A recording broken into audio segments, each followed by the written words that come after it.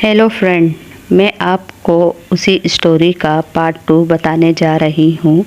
चले आइए चलते हैं वीडियो की तरफ। जी हाँ दोस्तों, मेरे मॉम डैड ने मुझे कहा था कि घबराने की कोई बात नहीं, हम आपके साथ हैं।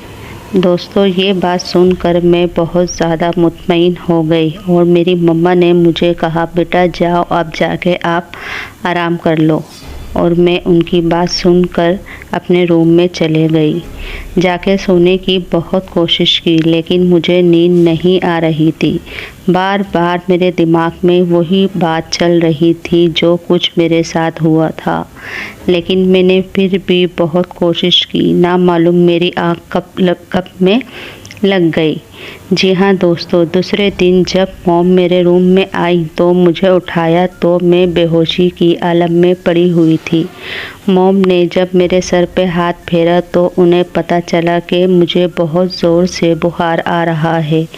मेरी मॉम बहुत घबरा गई और फ़ौरन मेरे डैड को आवाज़ दी। मेरे डैड भी फ़ौरन आ गए तो उन्होंने बताया कि मेरी बेटी को बहुत तेज़ बुखार है, ना मालूम इसको क्या हुआ है, किसकी नज़र लग गई है। इस तरह बोल के मॉम डैड ने फ़ौरन डॉक्टर अंकल को कॉल किया। फ़ौरन डॉक्टर अंकल को कॉल करने के बाद डॉक्टर अंकल फ़ौरन मेरे घर आ गए।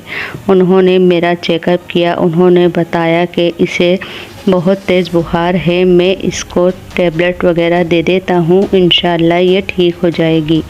दोस्तों, जैसे ही मैंने टैबलेट वगैरह खाई तो मेरा फ़ीवर थोड़ा कम हो चुका था, लेकिन मैं बहुत ज़्यादा घबरा रही थी। मॉम डैड भी परेशान थे। वो मुझसे पूछने लगे कि बेटा आखिर ऐसा क्या हुआ है, तो मैं रोने लग गई। मैंने कहा मॉम डैड से कि मैंने आपको कल सारा वाक़या बताया था, मुझे लगता है वो प्रेत आत्मा अपने साथ मुझे ले जाएंगी, क्योंकि वो मुझे सोते हुए भी नज़र आ रही हैं। मॉम डैड ये बात सुनकर और ज़्यादा घबरा गए। मॉम ने कहा, बेटा अभी आप आराम करो, अभी आपने टैबलेट खाई है, थोड़ा सा रिलैक्स हो जाओ, फिर हम आपसे बात करते हैं। ये कहकर मेरे मॉम डैड मेरे रूम से चले गए। मेरी मॉम ने डैड से बात की, आखिरकार मेरी बेटी के साथ ऐसा क्या हो रहा है और क्या माजरा है। तो डैड ने कहा कि आप परेशान ना हो, मेरा एक दोस्त मौलवी है जो रूहानी इलाज करता है, मैं उनसे जाके बात करता हूँ, इंशाल्लाह हमारी बेटी बिल्कुल ठीक हो जाएगी। जैसे पहले हंसती खेलती थी बिल्कुल वैसे ही। मॉम ने कहा इंशाअल्लाह इस तरह ही होगा। फिर मेरे डैड ने अपने दोस्त को कॉल की तो उन्होंने बताया कि वो शहर से बाहर गए हुए हैं, उनको आने में 1 से 2 दिन लगेंगे।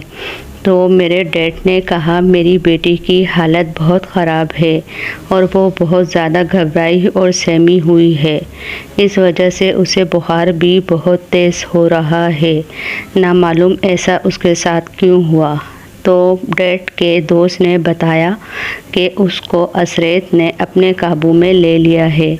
तो मेरे डैड बहुत परेशान हुए। डैड के दोस्त ने कहा, यार परेशानी की बात नहीं, 1-2 दिन आप वेट करो, मैं इंशाल्लाह जल्द ही वापस आके आपकी बेटी का इलाज करूँगा। तो ये बात सुनकर मेरे डैड फ़ौरन घर चले गए और सारा माजरा मेरी मॉम को बताया। मेरी मॉम भी बहुत परेशान हुई कि 1-2 दिन मेरी बेटी किस तरह गुजारेगी। डैड ने कहा कि तुम परेशान मत हो, ऐसा करो आज आप अपनी बेटी के रूम में ही सो जाओ, क्योंकि उसे आपकी ज़रूरत है। मॉम ने कहा जी ठीक है, मुझे भी ऐसा लगता है।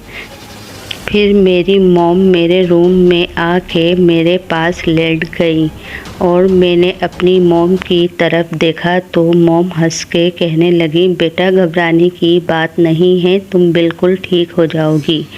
दूसरे दिन ही मेरे डैड के पास उनके दोस्त का फ़ोन आया कि यार मैं आ चुका हूँ, मुझे घर का एड्रेस बताओ, तुम्हारे पुराने घर का मालूम था, नए घर का नहीं पता।